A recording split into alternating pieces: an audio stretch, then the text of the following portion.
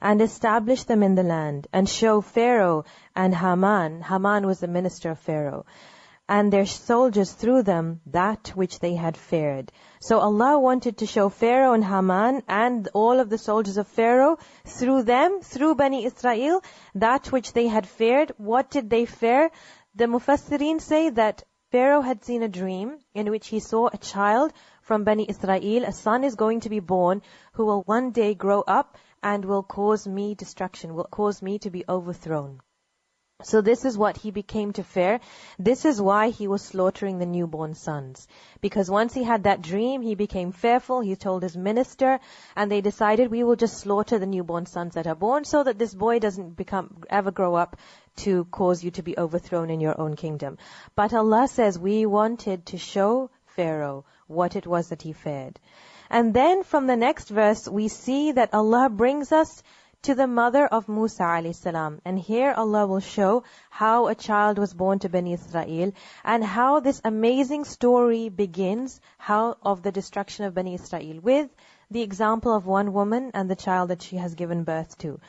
And when you see the story, you will see the amazing way in which Allah causes His plans, His decree to come to pass. And we inspired to the mother of Musa, suckle him, but when you fear for him, cast him into the river, and do not fear, and do not grieve.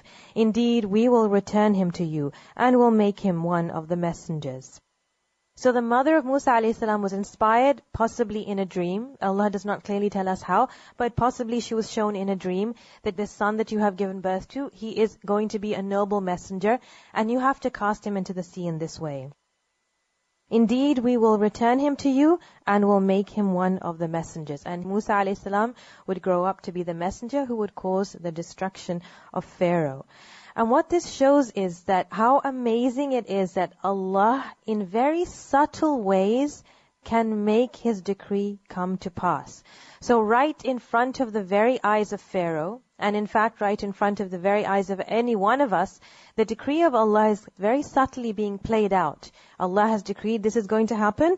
It might look completely impossible. There's an oppressor in the land. He's powerful. How can the weak people ever overcome such a person?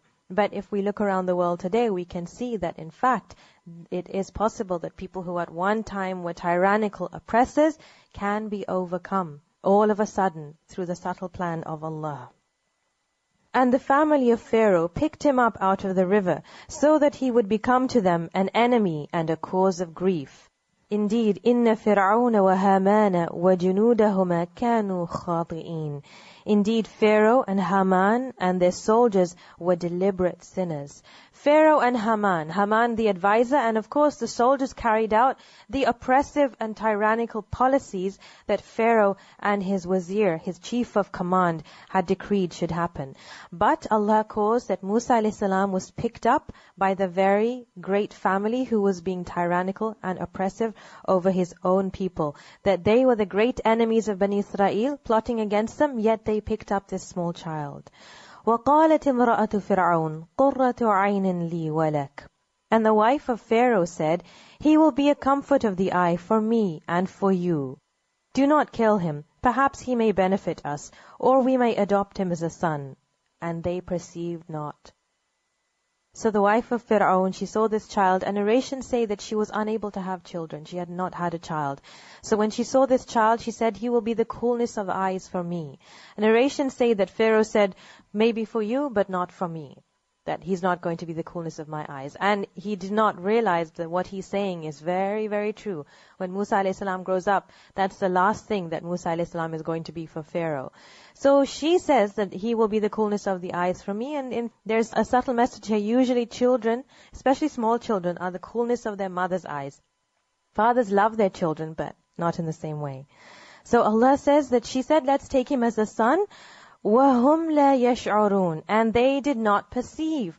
What is it that they did not perceive? That actually this is that very newborn child that you were afraid would be born to Bani Israel, would grow up and overcome you. They did not perceive that they are now going to nurture and keep safe within their own home that very child. So Musa alayhi salam is brought up, what you could say, in the home of the enemy. وَأَصْبَغَ فُؤَادُ أُمِّ مُوسَى فَارِغًا. And the heart of Moses' mother became empty, meaning it became empty of all else. And this is a fact. She gave up her son. She was evidently a pious woman, a woman with strong iman, strong trust in Allah, that she was able to give up her son at such a difficult time. But Allah tells us that her heart became empty. It is a natural feeling that she had, a natural emotion. And what is meant by farigha? Empty of all else. Empty of the thoughts of all else. All she could think about was this suckling child that had been taken away from her. She was about to disclose the matter concerning him had we not bound fast her heart that she would be of the believers. So Allah made her firm to remain silent. And she said to his sister, "Follow him." So she watched him from a distance while they perceived not. So the sister of Musa a.s. watched as Musa a.s. was taken all the way to the home of Pharaoh. And we had prevented from him all wet nurses before. So she said, "Shall I direct you to a household that will be responsible for him for you?" Well, they are to him sincere. So all wet nurses who came, the wife of Pharaoh would have hired many different wet nurses to nurse him, but Musa a.s. would not nurse from any of them. So the sister of Musa a.s. said, "I will direct you to one," and she brought her mother. So we restored him to his mother, that she might be content and not grieve, and that she would know that the promise of Allah is true. But most of them do not know. Allah showered His blessings upon the mother of Musa a.s.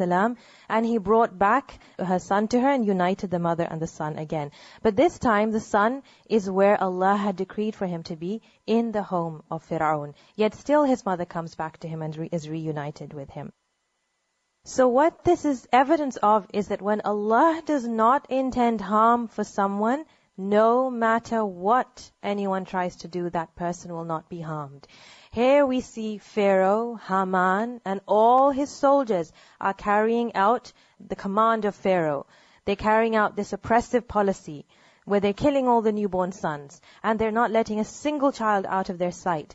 But under their very eyes, Allah has protected Musa alayhi salam. This shows the might and the power of Allah and how Allah brings His plans to come about. And we see that the mother of Musa alayhi salam accepted the command of Allah. However, very, very difficult it was for her, that her heart became empty of all else except the thoughts of her son.